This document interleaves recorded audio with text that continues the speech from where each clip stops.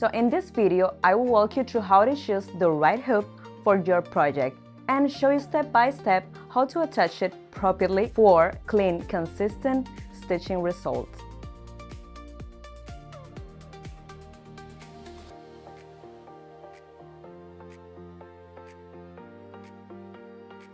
Place the bottom frame of the hoop to the hoop holder. Put a proper size backing onto the bottom frame of your hoop.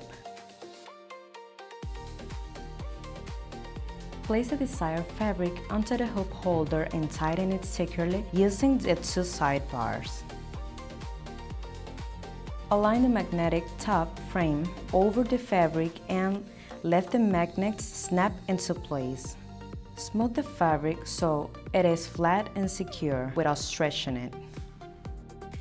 Slide the hooped garment into the machine's hoop holder, align it properly and lock it in. Before starting, check that the hoop is fully seated and that there is enough space between the needle and the hoop. Following these steps helps to keep the fabric stable and delivers clean, professional embroidery results every time.